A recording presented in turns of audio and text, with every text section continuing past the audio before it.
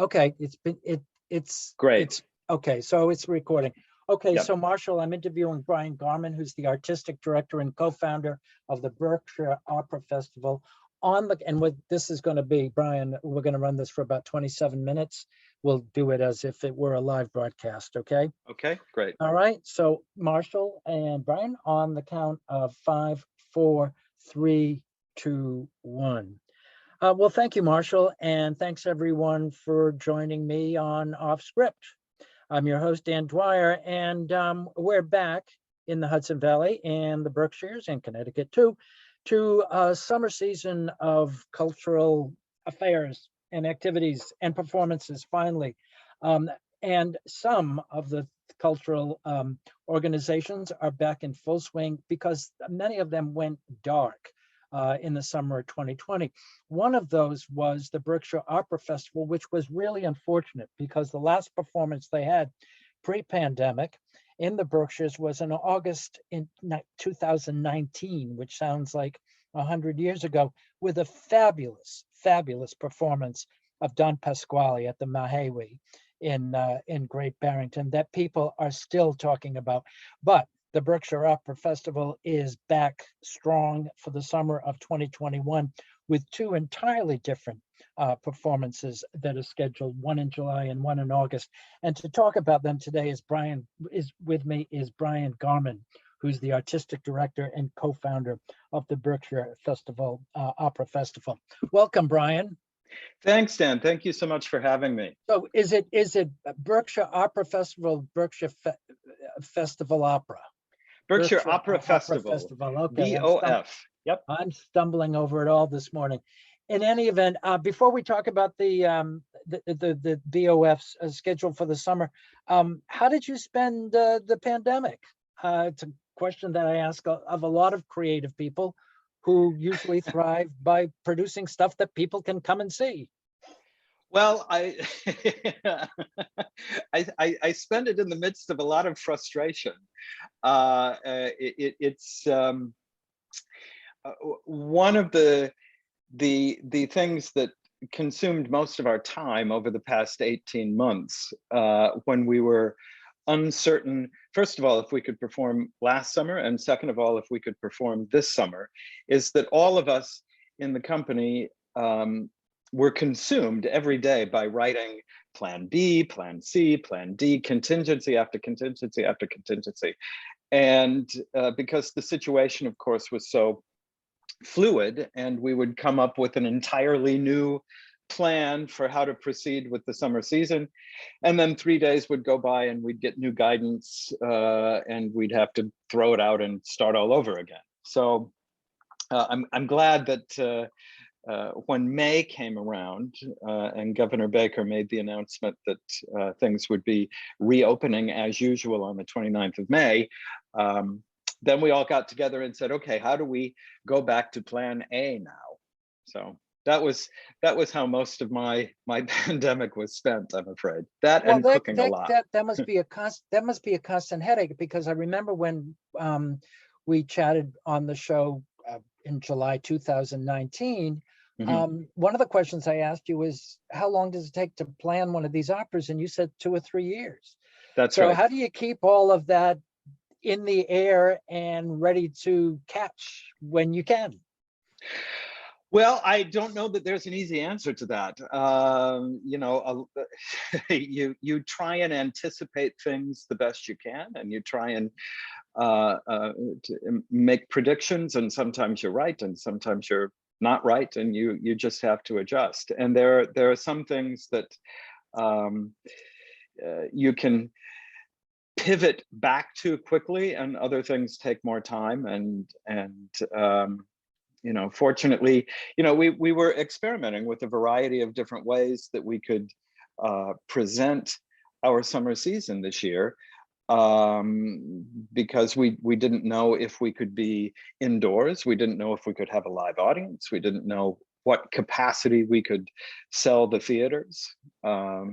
So it's making a lot of contingencies. Well, it's back to normal. And before we talk about the 21 season, I just have to ask you again about Don Pasquale because people are still talking about it. Did the Oh, thank success you. of it exceed your expectation, or did you know when you were producing it that you were onto something totally inventive for an opera that's performed all the time in many cases in much the same way as it's always been? Well, I think whenever you do a production that's a big success, yeah, I think surprise is the wrong word, but it's always certainly a great feeling. And I think that we knew certainly when the rehearsal process was going on with this particular cast that we had in place, we knew that we were really on to something, and we knew certainly that all of the elements were there. It's never a guarantee how the public is going to react to something, and you never know that until you're in the moment. So the fact that the reception for it was so warm and so excited and exciting certainly is extremely satisfying. Okay, so on to 2021. You've got two operas, totally different. Yes. One is a modern opera called Glory Denied, and the Mhm. other is a classic called Falstaff. Glory Denied tonight's going to be in July and Falstaff in August. So let's talk about Glory Denied first. Sure. This is the first time that we're doing a second stage production. This is something that my co-founder Jonathan Loy and I have wanted to do from the very beginning. We've chosen what I think is the ideal piece for this, and that's Glory Denied. It's an American opera. It premiered in 2007. It's by composer Tom Chiapullo, and it's based on the book of the same name by Tom Philpott. It takes place during and after the Vietnam War, and it tells the true story of Colonel Jim Thompson, who was America's longest held prisoner of war. He spent 9 years in a Vietnamese prison, after which he returned home to a country he barely recognized. You just think about how much the United States changed between the early 1960s and the early 1970s, and to a wife and a family who had moved on the assumption after so many years that he was dead. So tell us about when I use blithely the term modern opera. I mean, I Mhm. don't know. I'm not sure I know what that means, except it's something that's been written for now rather than written back in the 18th or 17th century. Exactly. How would you describe the music for a modern opera such as this, which is telling, at least in the context of the history of opera, a very modern story? Mhm. Well, I think that it's one of the finest operas that's been written in the past 20 years, first of all. And musically, the music is extremely powerful, and it's always appropriate for the dramatic situation.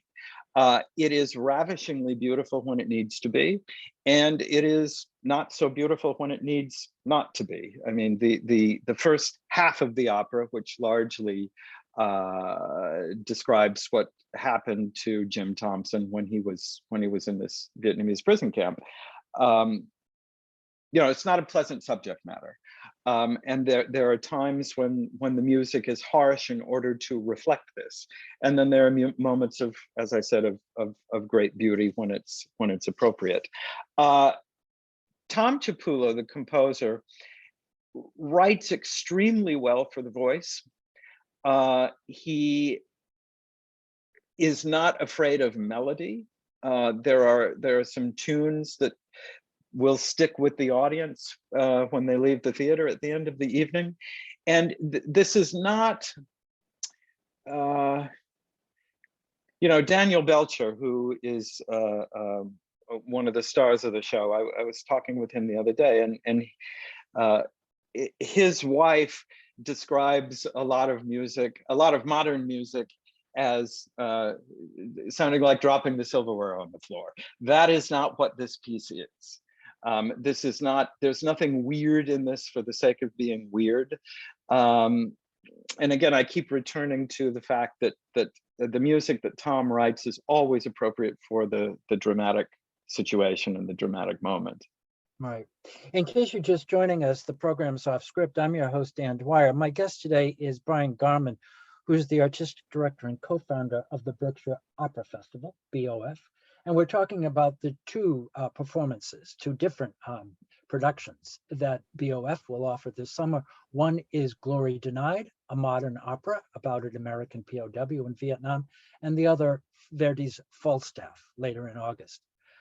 The music in Glory Denied, you say that there are some kind of, that it has some kind of melodic, not just motivic kind of composition that will leave the audience with a memory of tune or song or melody.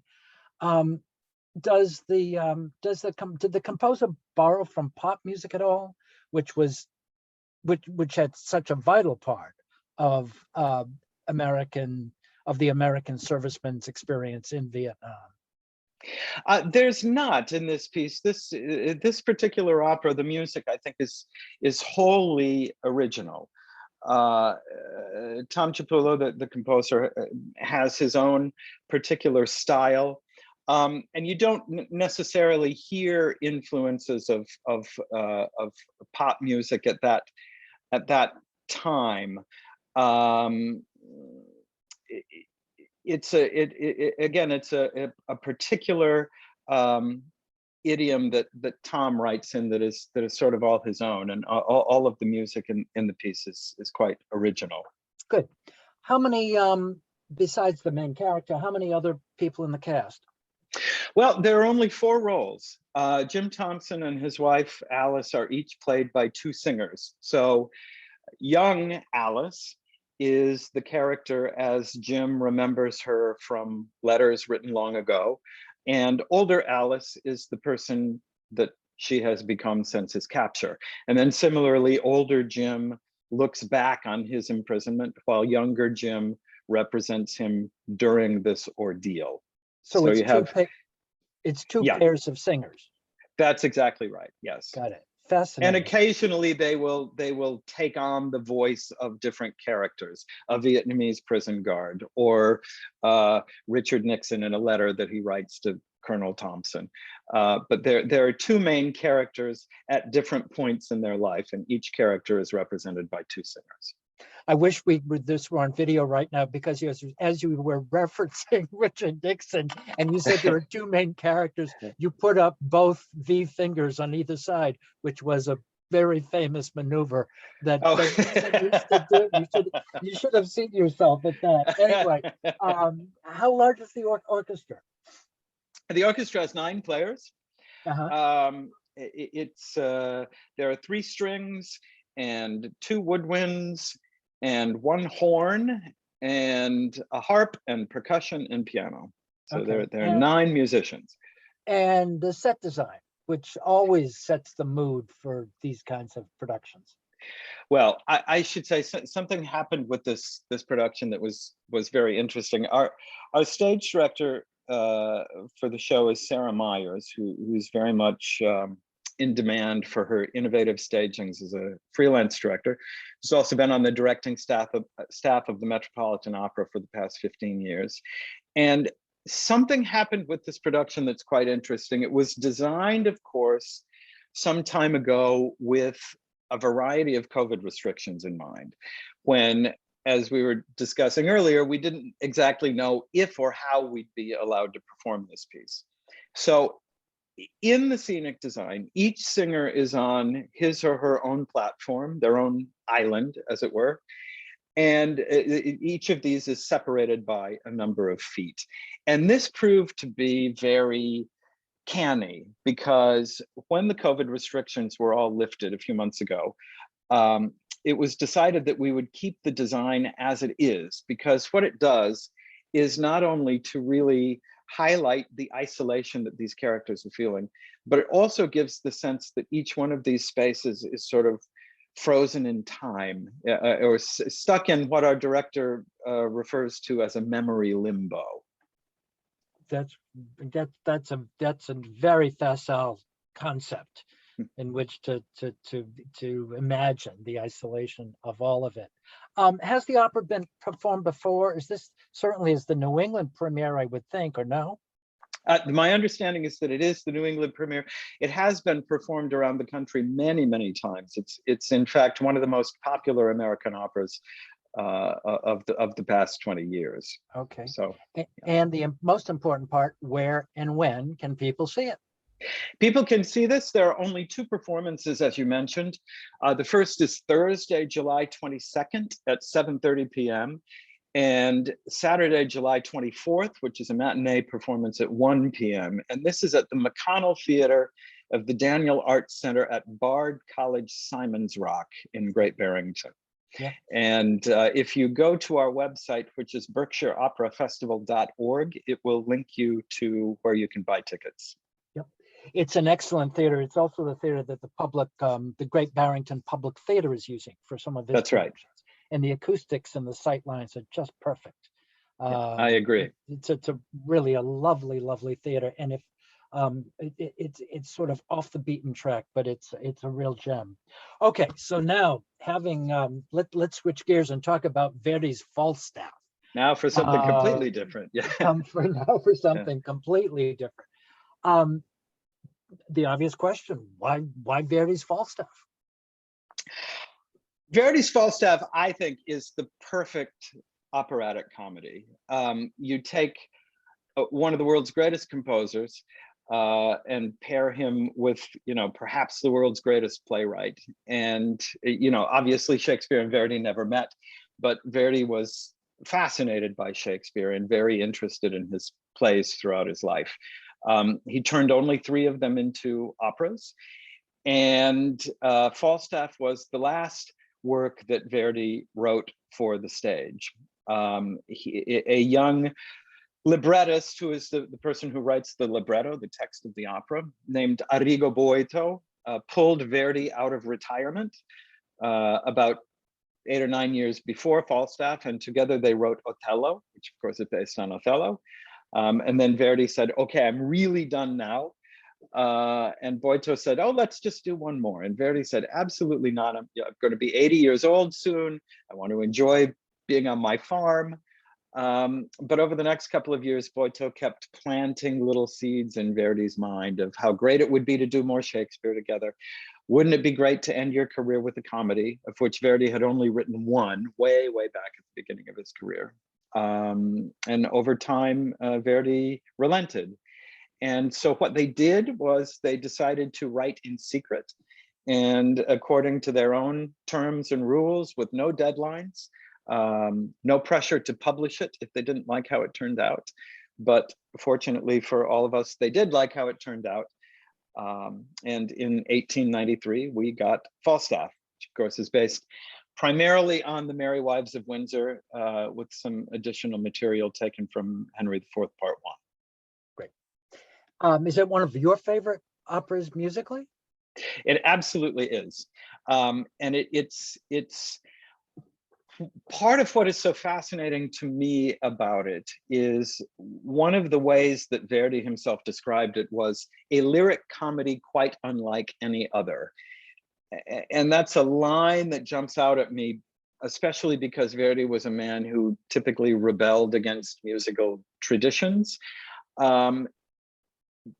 To write an opera that was entirely comic, he needed to make new rules, and these are what Boito helped him to devise. So it doesn't really inherit any tradition as a comic opera. It's nothing like the comedies of Mozart or the Barber of Seville or Don Pasquale.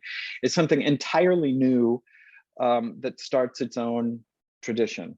And I think it's one that later comedies, like Puccini's Gianni Schicchi, for example, or even the first act of La Bohème, couldn't exist without. How large is the cast? And tell us about some of the leading cast members. We have 10 people in the cast, so it's a large cast. In the title role, I'm very pleased to welcome back the baritone Sebastian Catana. Most of our audience will remember him for his portrayal of the Hunchback Jester in our production of Rigoletto back in 2018. He sings all the big Verdi roles all over the world. And when he was here in 2018, we were having breakfast one day and we were talking about Verdi and the future. And he said, I've been asked to do Falstaff many times, in Europe, South America. It never seemed like the right time. But he said, now it seems like the right time. And I'd love to do my first one with you if you're thinking about programming it in the So future. he's never done Falstaff before. This is his first one. He wanted to do his first one with us. So lucky us. That's a big deal. Yeah. That's a big deal. Yeah. In the role of Alice Ford, we are so thrilled to be able to bring one of the leading Verdian sopranos of the world, Tamara Wilson. Some of the audience might have seen her on TV in concert when she won the prestigious Richard Tuckert Award in 2016. Just to give you an idea, the season she sang immediately before the pandemic included starring roles at the Metropolitan Opera, Lyric Opera of Chicago, Canadian Opera Company in Toronto, La Scala, Zurich Opera. So I'm just delighted she'll be doing Alice Ford with us. As her husband, we have the American baritone Thomas Glass, who's another thrilling young singer who was the 2019 grand prize winner of the Metropolitan Opera National Council auditions. We have the contralto Alyssa Anderson in the role of Mrs. Quickly.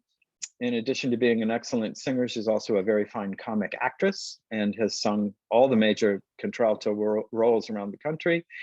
And as the two young lovers, Fenton and Nanetta is who Anne becomes in Italian, we're happy to present soprano Jasmine Habersham and tennis Jonas Hacker. They're two artists who have won many competitions and awards and whose international careers are really taking off. And then rounding out the cast in the supporting roles are a quartet of highly promising young singers who are early in what I believe will be very important careers. As Meg Page, we have Joanne Evans, we have the bass Jeremy Haar as Pistol, and finally two tenors, Max Jacob Zander as Bardolph, and Lucas Levy as Dr. Caius. In case you're just joining us, my guest is Brian Carman, who's been telling us about the casting for the Berkshire Opera Festival's upcoming Falstaff at the Mehewe Theater at the end of August.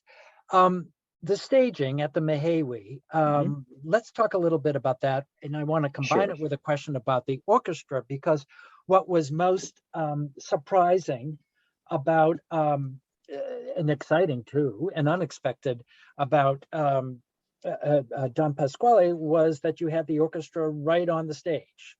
Right. Are you going to do that again? And why did you do that before? And how it might be different? So we love performing in the Mehewe. It's an absolutely gorgeous theater. The sound is wonderful. Sight lines are wonderful. It's an ideal theater for opera in every way, except for the fact that it does not have an orchestra pit. So when we perform opera in the Mehewe, we have to be creative about how we go about this and where we put the orchestra. And with Don Pasquale, because it was a very small cast and the chorus was small, we were able to put the orchestra on the stage and have everything sort of in full view. And I think that for that particular production, it worked very well. Falstaff is a different kind of show. Falstaff is, we have 10 people in the cast instead of 5. The chorus is larger. The scope of the show is larger. And also from a musical point of view, it's a lot more complex than Don Pasquale, which means that I need to have more direct contact with the cast at all times than I could if I were, standing to the side. So what we have done is to remove the first few rows of main floor seating, and we're going to put the orchestra on the main floor in front of the stage, where they would be if there were an orchestra pit. So the orchestra is going to be in full view. Lots and lots of things will be visible, and I think this goes hand in hand and also helps define a little bit what the production is. Our stage director is the highly respected director Joshua Major, who has had a long and varied career. He's currently the head of the opera program at New England Conservatory in Boston. And his production will allow the audience to see what he calls the moving parts. It's going to underscore the theatricality of the production. And as I said, a lot of things will be in full view. And this particular scenic design emphasizes the fact that you are sitting in a theater watching a live production. Won't that be a relief to do again? Exactly. How large is the orchestra? The You're orchestra's conducting? for Falstaff, we have 31 in the orchestra. Yeah. Where do you recruit from? I mean, it's not as for you have to create an orchestra for every production. It's not as if you are an orchestra company that rehearses all the year and works together and work together all the time. Is it or not? Well, back in the beginning, when we founded the company back 7 years ago now, and I was thinking about how to create the orchestra. There's an easy way of doing it and a hard way of doing it. The easy way of doing it would be to talk to an existing orchestra and say, you know, could we hire your orchestra for a period of 2 weeks? But that's something that doesn't belong to you, that you don't have any artistic control over, that can't grow with the company in the way that it needs to. The hard way of doing it is just to start from scratch and just to audition every position from scratch. And that's what we chose to do from the very beginning. So we have more or less a permanent orchestra. We have musicians who play with us every summer. Every year, of course, we have certain vacancies, right, that we will audition for. But at this point, well, this will be our 5th full production.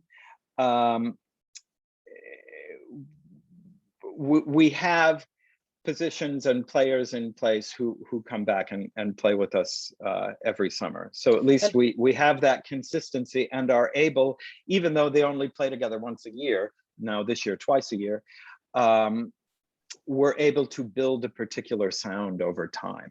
And how from how far and wide do people come to play for a couple of performances? They come all from all over the place. We have a lot of musicians who are local to the Berkshires. We have people who come from as far as Pittsburgh, San Antonio, right, and then the bulk of the players are from the tri-state area. Okay, final question, Brian. Sure. With this two fine productions, 2 entirely different productions, what do you hope to achieve by presenting both?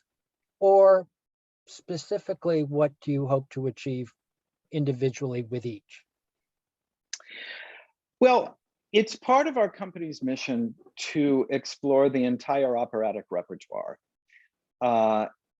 And this is in part where Glory Denied comes in. We're an American opera company, and we have a responsibility to present and to take pride in American opera. I believe we also have an obligation to the art form to present new opera, so that opera actually has a future. So that was why it was important for us to program Glory Denied. And it was important for us to program Falstaff because we want to have a balance between older things and newer things. And Falstaff is a magnificent piece. And who doesn't love Verdi? And we also wanted to do a comedy, frankly. It just seems to me coming out of yeah, we need it. Coming out of everything that we've all had to live through the past year and a half, I think that people want to be together with other people and laugh. Right. Brian, thank you for joining us on Off Script. Just to recap, Glory Denied, July 22nd in the evening and July 24th in the afternoon at the theater at the Bard campus. And Verdi's Falstaff at the Mehewi, August 21st matinee, and in the evening on August 24th and 27th. Do I have that right? That's exactly right. That's at the Mehewi in Great Barrington. And people can purchase tickets by going to BerkshireOperaFestival.org. All right then. Brian, thanks again very much. And Dan, good luck thank with you the so much. season. It's a pleasure to speak to you today. Can't wait to see both. And thank you all for listening. The program again has been Off Script. I'm your host, Dan Dwyer. If you liked what you heard on this program, please go to robinhoodradio.org and express your appreciation by making a little donation. We are listener supported. Until the next time you can turn in, stay well and be well. All right, so I That's will good. stop the That's recording. good. That was really good. That was really good. Thank you. I always That enjoyed Nixon thing talking was to you. hilarious.